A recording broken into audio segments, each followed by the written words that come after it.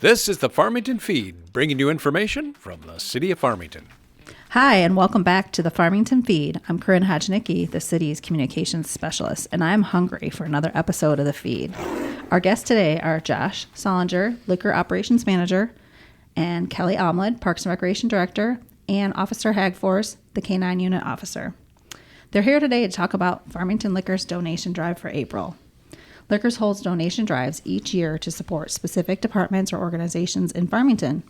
Part of this month's donation drive will be benefiting Rambling River Park. Welcome, Josh and Kelly. Hello. Thank you, Corinne, for having us on today. Yeah, I'm excited. I know you guys have done this before, so we should be good to go. Once, but I love talking, so. Twice. Yeah. So I'm a podcast expert, I think. Mm-hmm. Yeah, there you go. Yep. All right, so we'll get started and we'll discuss why municipal liquors help the community and how it's going to help Rambling River Park. How often do you hold these donation drives?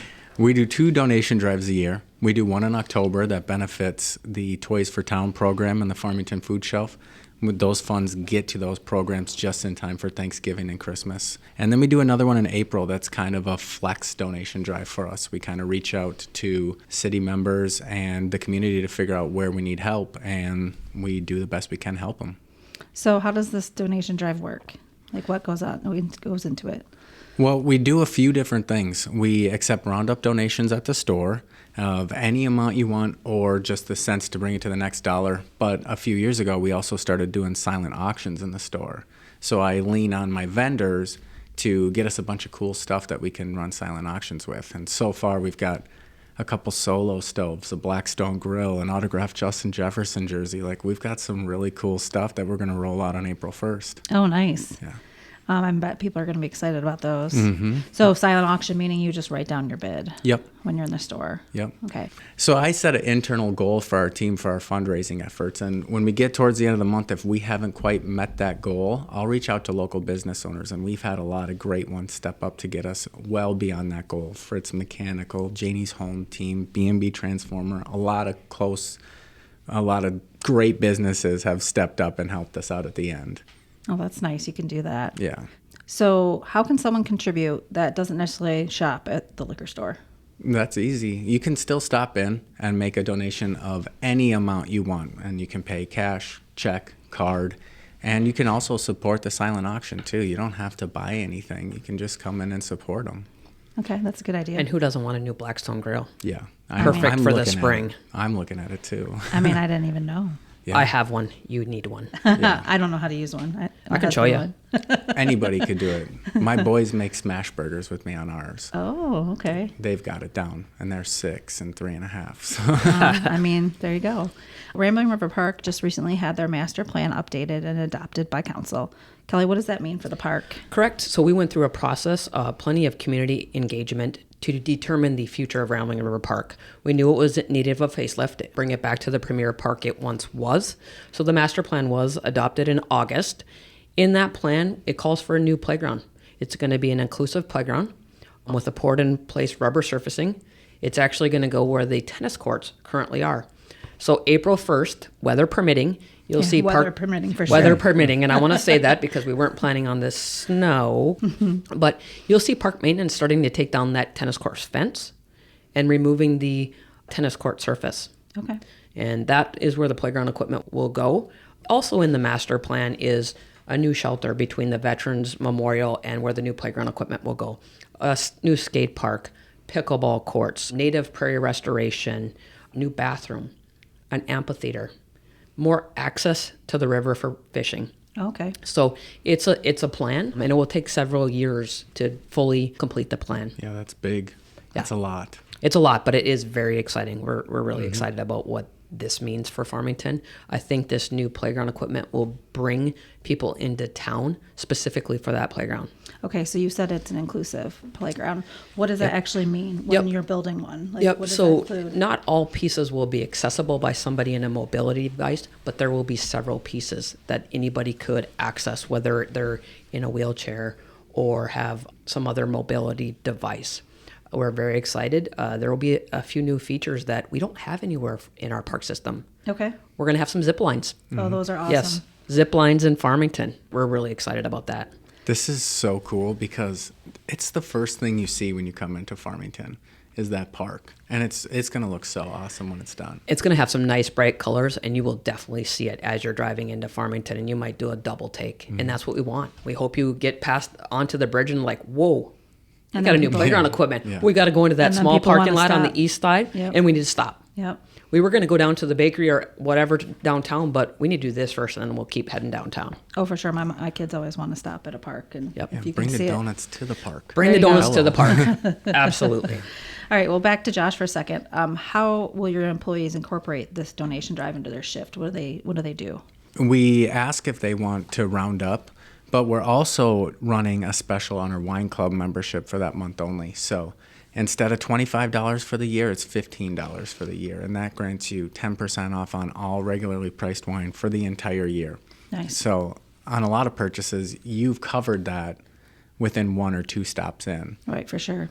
Does that money go towards the donation drive as well? Yep, Okay. 100% of it does, yeah. Okay. So what if you are not up for renewal yet, but can you renew early and get the deal, or? It's never the way they did it before. You had to be expiring that month or have been expired. But I like to grant a little bit more leeway because they just want to do good too. So I'm okay if it expires in a month or 2. I'm okay with letting that go through. Okay. What's the best way to get updates on the progress of the donation drive? I like to hold that number close to my vest with my team and I. Okay. But you can keep updates on our auction items on our social media all throughout the month. We'll have probably 4 different waves of auction items throughout the month, and I'll post every single item once they come in on the auction block. Okay, and that's like a once a week kind of thing. Yeah. Okay. Yep. And so do they have a week to make their bid? Is that how that works? Yep. Okay. Where can we find more information on the master plan for Rambling River Park? if So they the wanna know master what's plan going is on the city's website, farmingtonmn.gov, under Parks and Recreation. Probably could put a link right on the homepage so it's easily accessible for people who are interested in seeing the plan. We're really excited about it, and we think that the residents and the public will be excited about it as well. Is there anything else that we missed that you guys want to talk about the donation drive or the park? Stop in early and often, please. yeah. Don't just win one item on the silent auction, win multiple. Yeah. There you go. Yeah, and I know that pretty much every store you go to now, they ask you if you want to round up. Every place. But if you choose to round up at Farmington Liquors, that money goes directly back to our community. And you might think 5 cents, but those 5 cents, they all add up at the end of the month. For sure. Can they be specific? Can they be like, I really want to, help out the park? Or is that not really an option? They have to just round up. We're going to, it's going to be an even split at the end Okay. of the month. K9 units gets half, the Parks Department for the Rambling River Park enhancements will get the other half. Okay.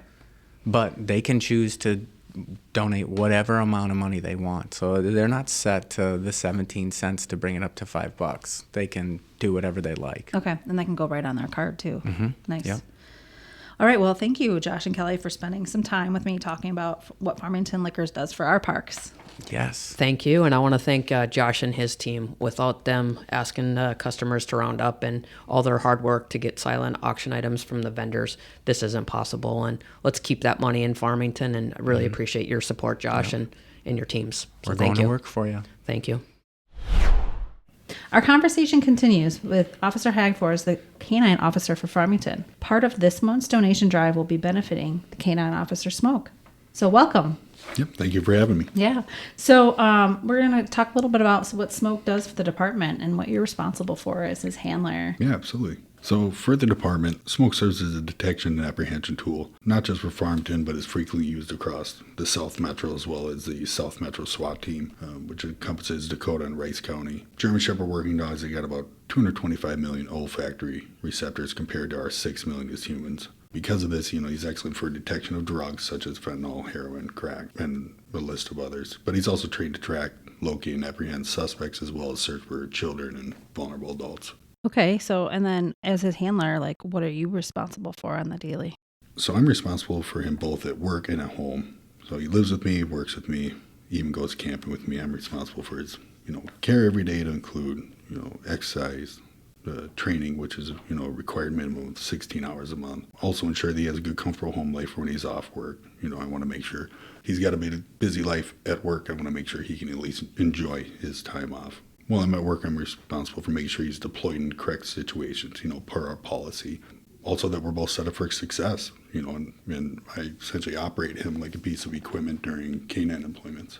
And you said Dakota County and just Farmington, is that it? Or no, you also mentioned SWAT, too, I think. Yep. So Dakota County, we'll get calls for, you could be in Rice County, Scotts County has hit us up, if they don't got a dog nearby. So we'll go all over if they need a dog. Because not everybody has one.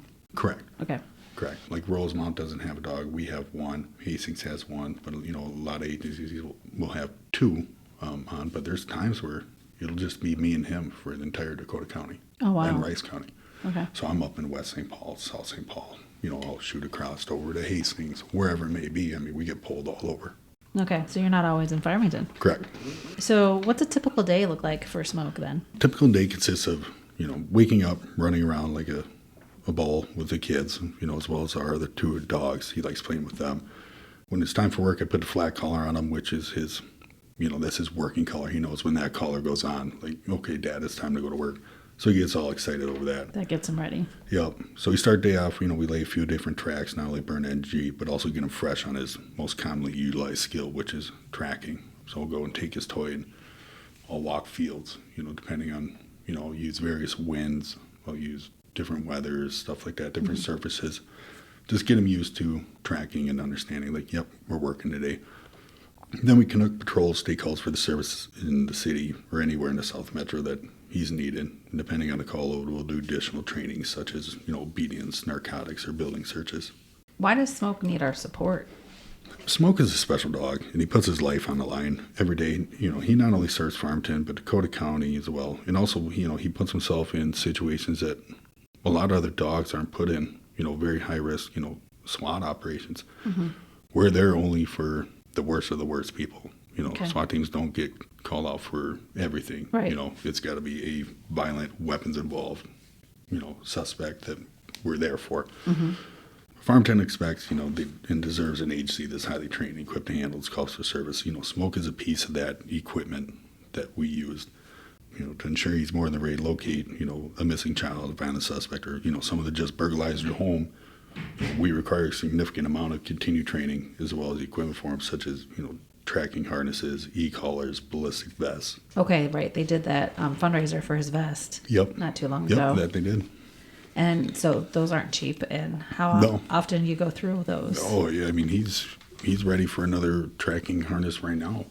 Okay. Velcro's coming off. He weighs about 98 pounds. So, you're holding back a 98-pound dog that just was pulling. When you're using that every day, I mean, the equipment goes pretty quickly. For sure. Remind me, how old is Smoke? He is turning 4 April 23rd. Okay, so he'll be 4. Will there be a new birthday picture? There will be. There will be. I've been thinking of ideas already. Everybody loved that last year. Yep. So can you even come up with a number for how much food he goes through in a week or a month? Like a 98-pound dog eats a lot of food, I'm sure. Yeah, if I didn't cut him off, like, he would eat bags and bags and bags. Right now I got him on, he's probably on 4 cups of food a day, and that's not to include, his joint supplements, his Dasaquan, all that stuff that he's taking to keep his joints lubricated, just to get the most life out of him. He goes through a lot. I have a 12-year-old boy, and I know how much food he eats. I got a 12-year-old boy too. They're about par for, they're about neck and neck. So you kind of mentioned some training. So every month he has to do so much training, and then how did that go? Like prior to getting Smoke here, like you had to have training. Yeah. So actually, Smoke, he's from Slovakia. The trainer, so you got various trainers throughout the state that agencies contract with. They go over, my trainer got him from Slovakia, so he went over, handpicked their dogs. He goes over there, observes them, works with them. In about 9 months, he'll bring them back here to the state. And then as handlers, we go up and we select the dog. When you have your dog, you have a couple months of bonding time where they're riding around with you, getting used to each other, working on basic stuff like sits, downs, but mostly it's just bonding, becoming essentially best friends with the dog. Actually, I wouldn't even say best friends. It's having the dog understand, like, you're dad now. And then once that's done, you go through canine training for 12 weeks. Wow, that's a lot. Yep. Like 8-hour days? Ooh, more like longer. Yeah, more like 10-hour days. Oh, I mean, wow. by the time you're done, you and the dog are gassed. Right. But luckily you're going through with other handlers throughout, not just the state, but you can have handlers from all over the country that are to school with you. Okay. So you and the dog get a little bit of rest period, and you get to observe other handlers and see what they're doing right, what they're doing wrong. And, Okay. So you're learning too. Yeah. Last October, there was a mini replica smoke, and it was sold for the Pink Patch Project. And I know that mini smoke was at the liquor store a couple times. Has the real smoke been to the liquor store? Yes, he has. In February, he was there taking pictures. And Yeah. the replica smoke, may I add, the real smoke got a hold of him at my house and wasn't a fan of him. So real smoke didn't like replica He smoke. didn't like the little mini one. He was a chew toy. Oh, geez. Well, good thing we didn't put too many in front of him. Right. And then, everybody likes to see smoke at the open house. So we're hoping for this one that's coming up on May 18th that we're going to get to see smoke, will we? Yeah, I have high hopes. He's got surgery at the end of April. Recovery time's about 2 weeks.